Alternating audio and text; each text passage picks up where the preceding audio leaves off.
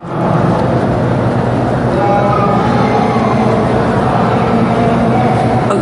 اکبر.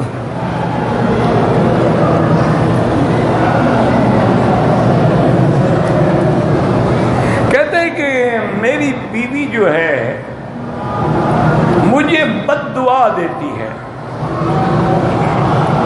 یعنی تمہارے حالات اتنے خراب ہیں، سب سے زیادہ قریب تو بیوی ہوتی ہے، وہ بھی تمہیں بد دعا دیتی ہے، تو اور کیا کرتے ہوں گے؟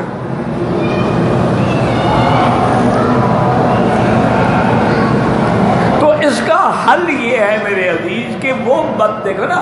اب ایک آدمی ہے بیمار ہے، وہ کہتا ہے جی مجھے گھٹنوں میں درد ہے، لیکن ڈاکٹر پہلے اس کی تحقیق کریں گے کہ یہ درد کیوں ہے. چوٹ لگ گئی تھی اور کوئی وجہ تھی، یا اس کی ہڈیاں کمزور ہو گئی ہیں، یا اس کے اندر آرتھرائٹس ہے، یا اس میں اللہ نے جو ہے ایک گریس رکھا ہوتا ہے وہ ختم ہو گیا، ہڈی ہڈی کو لگتی ہے. تو جب تک تحقیق نہ ہو علاج کیسے ہوگا؟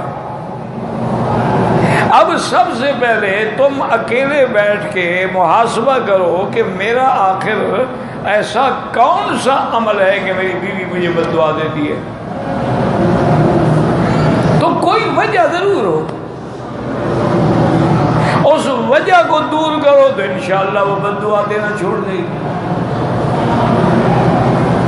اور ویسے بات یاد رکھو کہ اللہ تو علیم بذات الصدور ہے، وہ جانتے ہیں نا کہ یہ بد دعا صحیح ہے یا غلط ہے. اگر ہو ہی غلط تو کوئی لاکھ بد دعا کرتا رہے. باقی اس کا نظام ہے. اتنے عرصے سے جو ہم کافروں کو بد دعائیں کر رہے ہیں، مر گئے ہیں سارے کافر. اس کا نظام ہے، کافر بھی زندہ رہتے ہیں، بکریاں بھی زندہ رہتی ہیں، خنزیر بھی زندہ رہتے ہیں. یہ نظام عالم ہے اور اسی طرح چلتا رہے گا. تو بہر صورت بیوی کو راضی کرنے کی کوشش کرو، ورنہ سب سے بہتر ہے جیسے حج پہ آئے ہو نا، یہاں سے اس کے لیے کوئی سونے کا کوئی ہدیہ لے جاؤ، کوئی شرٹ لے جاؤ، اس کو دو تو انشاءاللہ راضی ہو جائے گی. پھر دعائیں کرے گی، بد دعا نہیں کرے گی.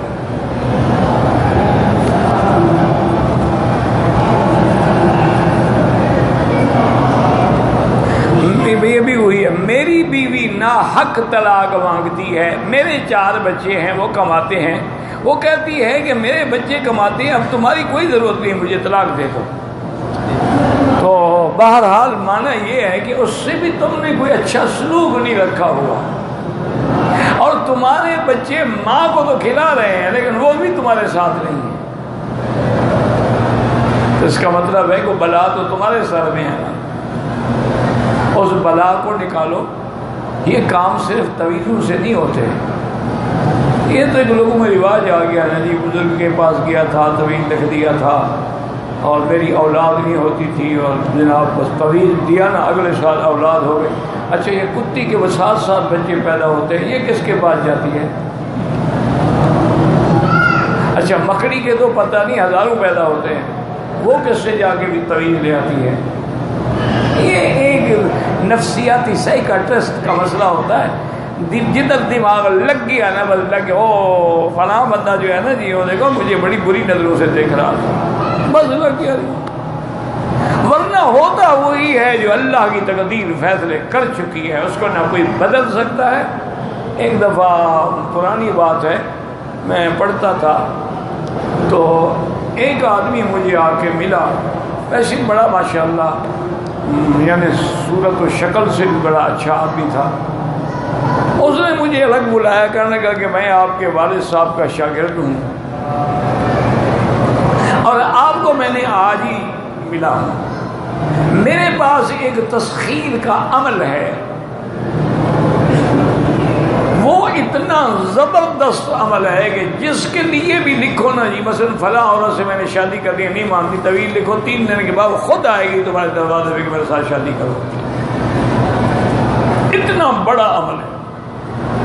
کوئی حاکم ناراض ہے، کوئی بزرگ ناراض ہے، بس وہ طویل لکھو، 3 دن کے لیے اس کو کسی جگہ جا کے دبا دو، بس کام ہو جائے گا. چونکہ میں آپ کے والد کا شاگرد ہوں تو والد صاحب تو آپ کے میرے استاد تھے، ان کو تو میں جرت نہیں کر سکا. میں چاہتا ہوں کہ وہ تعویذ میں آپ کو دے دوں تاکہ آپ تو کم از کم فائدہ اٹھائیں. میں نے کہا حضرت آپ کی محبت کا شکریہ، مہربانی، مجھے طویل نہیں چاہیے، میں نے اگر طویل لے لیا نا پھر میں انشاءاللہ یہ عامل بن کے ان کا پھانکی پہ بیٹھا رہوں گا، علم نہیں پڑھوں گا۔ طویل جو مل گیا پھر آمدنی تو شروع ہو گئی نا، پھر اب مجھے نہیں چاہیے۔ اس نے بڑا اشارہ، میں نے کہا یار کیا تمہارا طویل ہے؟ میرے پاس ایسا طویل ہے کہ دیکھو سامنے کوا بیٹھا ہے، اس نے کہا جی ہاں۔ میں نے کہا ابھی میں طویل لکھتا ہوں، یہ کوا آ جائے گا اڑ کے ادھر۔ تم تو بندوں کو تابع کرتے ہو نا، میں پرندوں کو بھی تابع کر سکتا ہوں، تمہارے طویل کو میں کیا کروں؟ میں نے روٹی کا ٹکڑا توڑ کے ڈالا تو کوا ٹک ہوا روٹی پر۔ کہتے یہ کیا؟ میں کہ یہ طویل ہے۔ وہ رشتے والے جی چاچا نہیں مانتا، 2 لاکھ کما کے لے جاؤ، دیکھو تمہارے گھر میں آ کے کہا بیٹا ہم تو انتظار کر رہے ہیں، رشتہ کب کر رہے ہو؟ جب تک تم بھوکے ننگے ہو، اپنی روٹی کے بھی محتاج ہو، کون الو کا پٹھا تمہیں رشتہ دے؟ ان کا کیا گناہ ہے؟ گناہ تو تمہارا ہے کہ تم نکمے ہو۔ ہمارے ہاں ایک DIG ہوتے تھے مسٹر ایلن، بہاولپور میں، انگریزوں کا، یعنی وہ دور انگریزوں کا نہیں تھا لیکن ان کے افسران رہ گئے تھے نا باقی، وہ کافی عرصہ بعد میں بھی ہمارے ملک میں افسر رہے، کوئی سیکرٹری تھے، کوئی کمشنر تھے، کوئی۔ تو اس نے ترقی کا فیصلہ کیا کہ بھی میں کچھ ملازمین کو ترقی دیتا ہوں، ہیڈ کانسٹیبل کو ASI، ASI کو SI، SI کو انسپیکٹر، اور سب کو کہا کہ بھی اپنی اپنی درخواستیں جو ہیں جمع کرا دو، 15 دن کے بعد میں انٹرویو شروع کروں گا اور پھر جو مستحق ہوں گے ان کو ترقی دوں گا۔ وہ تھا بڑا مضبوط آدمی۔ بہرحال ایک ASI تھا، نام تو مجھے بھول گیا، غلام رسول نام تھا یا کیا تھا، وہ پیش ہوا، سلوٹ کیا، اس نے کہا اچھا تم ترقی مانگتا؟ انہوں نے کہا ہاں ترقی مانگتا۔ کیوں مانگتا؟ وہ اردو ایسے بولتا تھا نا۔ اس نے کہا سرکار مجھے اتنا عرصہ ہو گیا نوکری کا، میری فائل آپ کے پاس ہے، میں نے آج تک رشوت نہیں کھائی، کوئی غلط کام نہیں کیا، کسی افسر نے میرے بارے میں سرخ نوٹ نہیں دیا، اتنی میری کلین فائل ہے، تو اب اگر مجھے ترقی نہیں دیں گے تو کس کو دیں گے آپ؟ مجھے میری نوکری کا صلہ ملنا چاہیے۔ اس نے بڑے غور سے دیکھا اور کہا اچھا مسٹر بات سنو کہ تم دلے ہو یا تمہارا ماں باپ بھی دلہ تھا؟ وہ بڑا پریشان کہ یہ اچھا DIG ہے پاگل کا بچہ۔ دیکھا صاحب کیا کہتے ہیں؟ میں نے کہا دیکھو پولیس افسر ہو اور اس کی افسران کوئی بھی شکایت نہ کریں، یعنی اس پر 20 سال میں کوئی SP DIG کبھی ناراض نہیں ہوا، مانا یہ وہ دلہ ہے، ان کو عورتیں پیش کرتا ہے، ان کو سپلائی کرتا ہے، وہ اس کی رپورٹ اچھی بنا دے۔ یہ کیسے ہو سکتا ہے کہ ایک آدمی پولیس افسر اس سے کوئی ناراض ہی نہیں ہوا؟ باقی اس نے کہا تم کہتے ہو کہ میں نے رشوت نہیں کھایا، رشوت کھانے کے لیے بھی بڑے دل گردے کی ضرورت، تم کمزور کا بچہ ہے، تم کیسے کھا سکتا ہے رشوت؟ رشوت کھانا اور زہر کو ہضم کرنا ہر کسی کا بات ہے۔ جاؤ الو کے بٹھے، میں نے تمہاری ترقی کے بجائے تمہیں ہیڈ کانسٹیبل بنا دیا۔ تو یہ حالات ہوتے ہیں میرا بھائی۔ ایک آدمی درخواست نے کہا جی میرا باپ انسپیکٹر تھا، میرا بھائی جو ہے وہ SI ہے، مجھے مہربانی کر کے سپاہی کی جگہ دے دیں۔ انہوں نے دیکھا اس کا مطلب ہے کہ سارے گھر کے گند اور نالائق تم ہو، الو کے پٹھے وہ تھندار بن گئے، انسپیکٹر تم سپاہی بننا چاہتے ہو، نکل جاؤ میرے دفتر۔ تمہارے اندر صلاحیت ہوتی تو تم کا حاصل نہ کر لیتے کچھ، تمہارے ماں باپ اس درجے پہ پہنچے تم سپاہی بننا چاہتے ہو۔ تو یہ سارا قصور میرا بھائی، میرے نوجوان دوستو، یہ ہمارا ہوتا ہے۔ جب ہمارے اندر دیکھو نا جی، یا دنیا ہو یا دین ہو، دو باتیں ہمیشہ یاد رکھو، تم دنیا نہیں کما سکتے ہو، دین والے بن جاؤ، دینی جماعتوں کے ساتھ لگ جاؤ، اللہ والوں کی صحبت میں آ جاؤ، اپنے آپ کو صحیح معنوں میں اللہ کا بندہ بنا دو، پھر ساری دنیا کی عورتیں بھی تابع، مرد بھی تابع، ہر کوئی تابع۔ یا پھر دنیا دار بن جاؤ، اتنا پیسہ ہو کہ اپنے محلے والوں کو دو، یتیموں کو دو، غریبوں کو دو، بیوہ کو دو، سب خوش ہو جائیں، سب راضی ہوں گے، سب تعریفیں کریں گے، سب الٹا آگے رشتے پیش کریں گے، جناب میری لڑکی پڑھی لکھی ہے، خوبصورت بھی ہے، آپ رشتہ لے لیں۔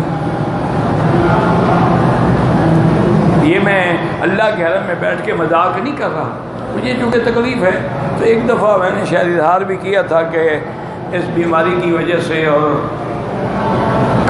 مجھے اکیلا رہنا گھر میں مشکل ہے، اس لیے بہتر ہے کہ شادی کر دی جائے۔ تو ایک آدمی نے مجھے فون کیا، انہوں نے کہا جی میری لڑکی ہے، 18 سال اس کی عمر ہے، اس نے BA کر لیا ہے، کسی کو بھیج کے دکھا دیں، بہت ہی خوبصورت ہے، میں آپ کی خدمت کے لیے دینا چاہتا ہوں۔ میں نے کہا اللہ تمہیں جزائے خیر دے، اس کا کسی ہم عمر سے رشتہ کر دو جو اس کی عمر کے برابر۔ کفو ہونا ضروری ہے، 18 سال کی بچی تم 60 سال کے بوڑھے کو دو گے، تمہیں شرم نہیں آتا؟ اور میں لوگوں کو تقریر کروں، اس بچی پہ ظلم کروں؟ وہ تو جب میری سفید داڑھی دیکھے گی آہیں ہی بھرے گی نا، خوش تھوڑی ہوگی۔ ہمارا ایک ملیرا تھا، وہ بوڑھا ہو گیا، بڑھاپے میں کسی چچر کی لڑکی کو لے آیا نوجوان، تو میں نے ایک دن پوچھا، میں نے کہا چاچا رمضان کیا حال ہے، شادی وادی ہو گئی آج کل تم خوش ہو گئے بھائی؟ اس نے کہا حضرت مجھے تو اتنی خوشی نہیں ہوئی، محلے والوں کو البتہ کافی خوشی۔ میں نے کہا پاگل کا بچہ، محلے والے کو؟ کہا حضرت میں تو اس کے قابل ہی نہیں، محلے والے پیدا اٹھا رہے ہیں نا، اس لیے وہ خوش ہیں۔ تو شادی بھی کرو تو عقل ہو، برابری کی شادی ہو، عمر کے اندر، مال کے اندر، عزت کے اندر، اسی کو کہتے ہیں کفو۔ اور شادی کرو والدین کے منشے سے، نوجوان دل سے سوچتا ہے، عقل سے نہیں سوچتا، تو انشاءاللہ سارے مسائل۔ کوئی بات ہے کہ بیوی طلاق مانگے یار، تم اس کے قابل ہی نہیں رہے ہوں گے نا، ورنہ بیوی تو مرتے ہوئے بھی طلاق نہیں دیتی۔ کون طلاق مانگتا ہے؟ کوئی وجہ ہے، اس کو دور کرو، سب سے پہلے تو اپنا علاج کراؤ۔ تم ٹھیک ہو نا، اگر مرد مضبوط اور مجال ہے، عورت طلاق مانگے بھوکی پڑی رہے گی دروازے پہ۔ ایک آدمی نے 9 محرم کا روزہ رکھا ہے اور 10 کا روزہ نہیں رکھ سکا، کوئی بات نہیں، لیکن اصل روزہ تو 10 کا ہے، وہ نہیں رکھا تو پھر کیا فائدہ ہوا؟ 9 تو ملانا تھا ہم نے، سومو یومن قبلہ او یومن بعدہ، 9 اور 10 یا 10 اور اصل تو 10 کا ہے، یوم عاشورہ کا روزہ ہے، وہ تم نے نہیں رکھا، اب 11 12 کا ویسے تمہاری مرضی ہے، نفلی روزے وہ ثواب نہیں ملے گا۔ میں اپنی بیٹی کی پیدائش سے پہلے ہفتے میں عقیقہ نہیں کر سکا، اب وہ 1 سال کی ہو گئی ہے، اب اس کے عقیقہ کرنے کا کوئی ضرورت ہی نہیں، وقت ہی گزر گیا۔ اب دیکھو نا، مغرب کی نماز کا وقت گزر گیا، ابھی تم پڑھ سکتے ہو، ہر چیز کا ایک وقت ہے۔ اس کے عقیقے کا وقت تھا 7واں دن یا 14واں دن، وہ گزر گیا، اب تو 1 سال کی ہو گئی ہے بیچاری، عقیقہ اب نہیں ہو سکتا، ویسے خیرات کر دو۔ ان کو کسی نے بتایا ہوا ہے کہ جو آدمی اپنے اولاد کا عقیقہ نہیں کرتے نا، قیامت میں اولاد ان کی شفاعت نہیں کرے گی، یہ اسی لیے بیچارے عقیقے کے لیے بھاگ رہے ہیں، ورنہ اب ان کو یاد آ گیا عقیقہ۔ سنت ہے 7ویں دن، حضور پاک نے حسن حسین کا جب کیا 7ویں دن کیا، سر منڈایا، اتنے بالوں کا وزن کر کے چاندی خیرات کی، اور خود ان کے لیے 2 دمبے ذبح فرمائے، اور پیدائش کے بعد ان کے کانوں میں اذان بھی خود دی۔ 7ویں دن حضور نے ان کا عقیقہ بھی کیا، ختنہ بھی کرایا۔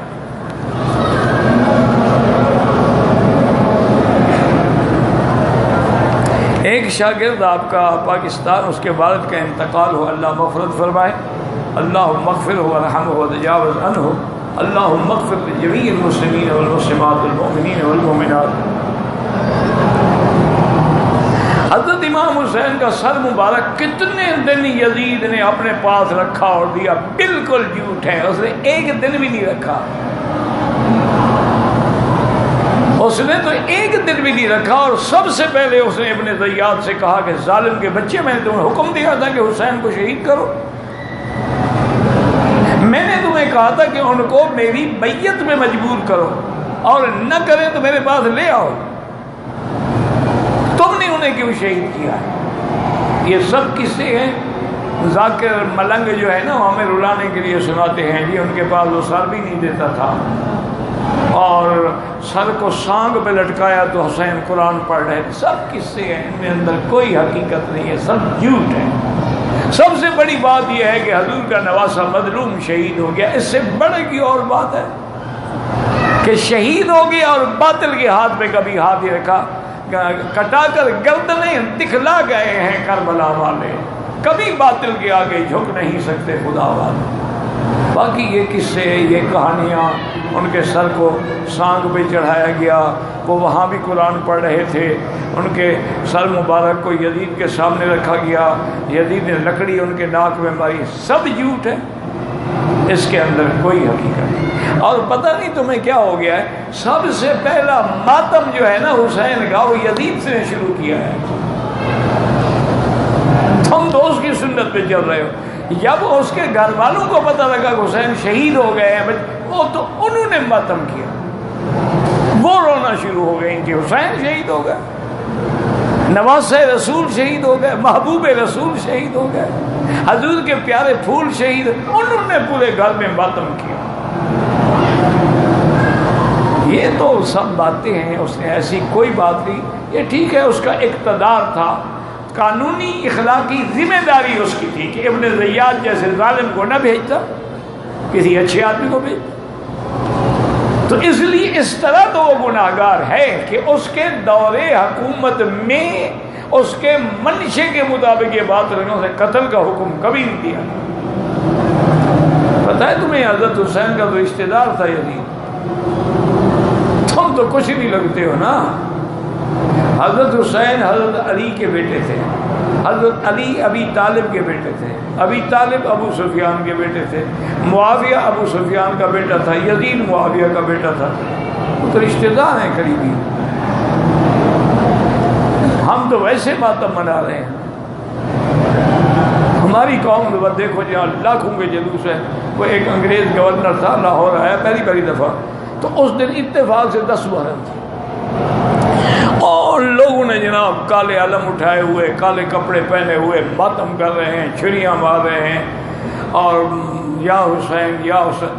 تو اس نے اپنے ADC سے پوچھا انگریزی میں کہ یہ لوگ میرے آنے سے ناراض ہیں کہ میں کیوں آیا ہوں ادھر، تو میں واپس چلا جاتا ہوں، یہ بیچارے اپنے آپ کو تو تکلیف نہ دیں۔ انہوں نے کہا حضرت آپ پر ناراض نہیں ہیں، ان کے بہت بڑے ہیرو تھے حضرت حسین، وہ شہید ہو گئے تو ان کی یاد میں یہ ماتم منا رہے ہیں۔ کہا اچھا کب شہید ہوئے؟ انہوں نے کہا جی وہ تو اتنا 100 سال گزرے۔ اچھا تو ان کو آج اطلاع پہنچی ہے، لفافہ لیٹ ہو گیا،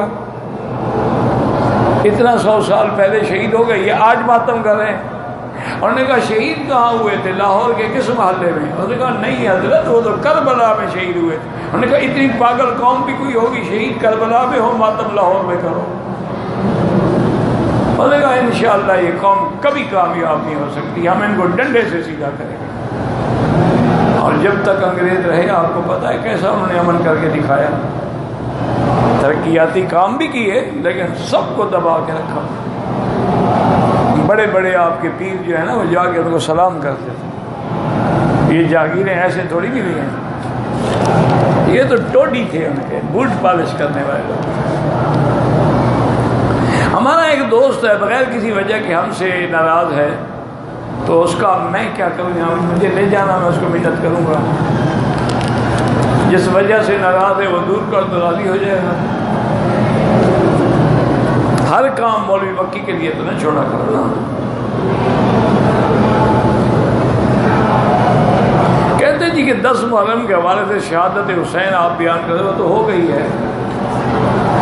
شہادت حسین، مناقب حسین، مناقب حسن ہیں، یہ ساری میرے درس الحمدللہ ہو چکے ہیں، تو میں نے بیان کر دی ہے محرم کی ابتدا میں، تقریباً 5، 6 یا 4، 5 کا دن تھا اس دن۔ تو بہرحال یہ ہے کہ ہم حضرت حسین کی مظلومیت کے، ان کی شہادت کے، ان کے مرتبے کے سب قائل ہیں، لیکن بلا وجہ بھی کسی پہ الزام نہ لگایا جائے۔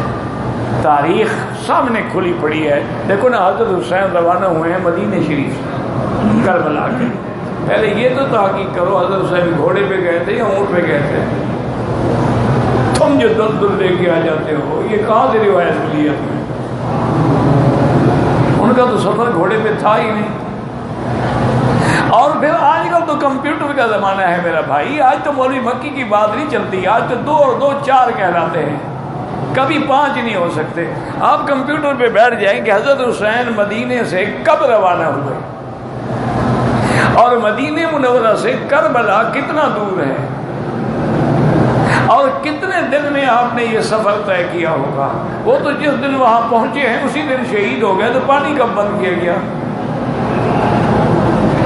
یہ جو قصے بناتے ہیں پانی بند ہو گیا، حضرت علی اکبر لے کے آ رہے تھے وہ بھی شہید ہو گئے، علی اصغر کو حضرت نے ہاتھ پہ اٹھایا تھا پانی کے لیے، انہیں تیر مار دیا، کہاں کے قصے؟ خدا کے لیے کچھ عقل کرو۔ ایسی باتیں کر کے تم الٹا حضرت حسین کی عظمت کو، ان کی شان کو کم کر دیتے۔ ان کا مظلوم شہید ہو جانا کو معمولی بات ہے کہ پھر اور لوگوں کو رلانے کے لیے ہم ان کے سر کو سانگ پہ چڑھائیں، ہم ان کی عورتوں کے پردے اتار کے ان کو جناب بغیر پردے کے واپس بھیجیں، ہم ان کے سر کے ناک کے اندر نعوذ باللہ یدی لکڑیاں مارتا رہے۔ کوئی خدا کا خوف کرے۔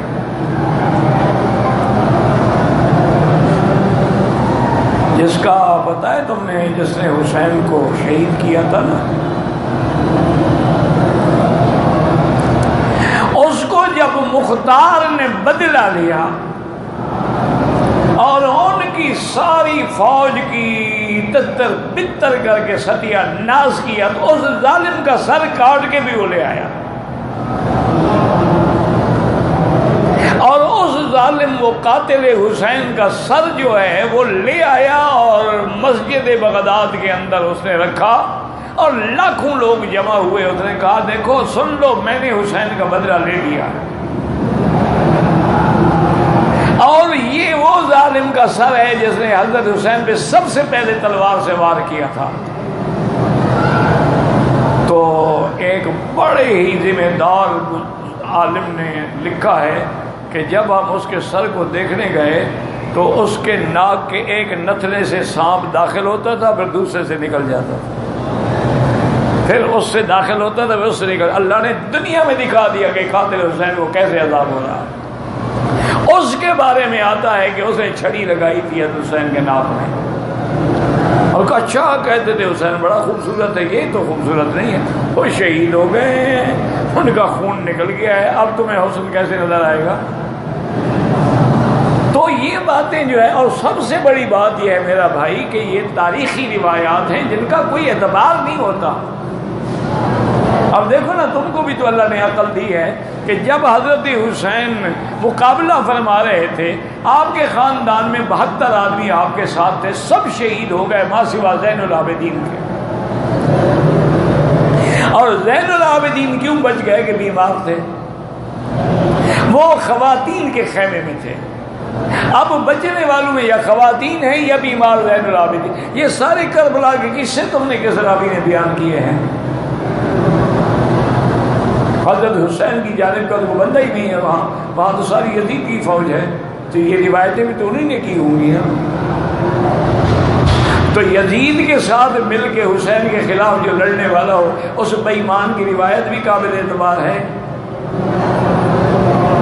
اور ایسا بے ایمان بھی تم نے دیکھا ہوگا کہ حسین شہید ہو رہا ہے، وہ دیکھ رہا ہے کہ اچھا میں ڈائری لکھ لوں ذرا، بھیا یزید کے ساتھ ہو، اگر حسین کے ساتھ ہو تم بھی شہید ہو جاؤ، اور اگر یزید کے ساتھ ہو تیری روایت قابل اعتبار ہی نہیں۔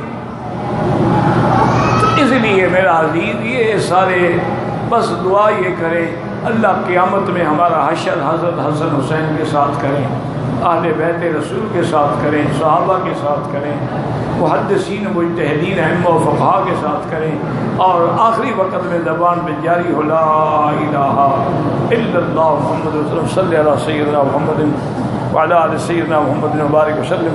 یا حی یا قیوم یا ذی الجلال والاکرام، اللہم فرج ہم المہمومین، نفس کرب المکروبین، وقض الدین عن المدینین، واشفنا واشف مرضانا ومرضى المسلمین، اللہم انصر الاسلام والمسلمین، اللہم احفظ سائر بلاد المسلمین، هذا البلد الامین واجعل آمنا مطمئنا سخاء رخاء الى یوم الدین۔ یا اللہ بیماروں کو شفا عطا فرما، بے حیاؤں کو حیا عطا فرما، بے دینوں کو دین عطا فرما، بے اولادوں کو اولاد صالح عطا فرما، جن کی اولادیں ہیں ان کو اچھا بنا، بے روزگاروں کو روزگار عطا فرما، جن کے رزق میں تنگی ہے اللہ ان کے رزق میں برکتیں عطا فرما۔ یا اللہ مسلمان جس ملک میں ہیں، کشمیر میں ہیں، فلسطین میں ہیں، ہند میں ہیں، سندھ میں ہیں، بنگلہ دیش میں ہیں، افغان میں ہیں، عرب میں ہیں، عجب میں ہیں، ان کی جان مال آبرو عزت کی حفاظت فرما۔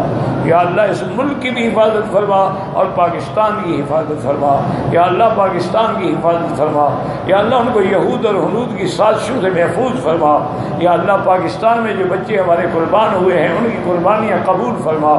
جو ہمارے جوانوں نے امن قائم کرنے کے لیے قربانیاں دی ہیں اللہ ان کی بھی قربانیاں قبول فرما۔ ربنا آتنا فی الدنیا حسنۃ وفی الآخرۃ حسنۃ وقنا عذاب النار۔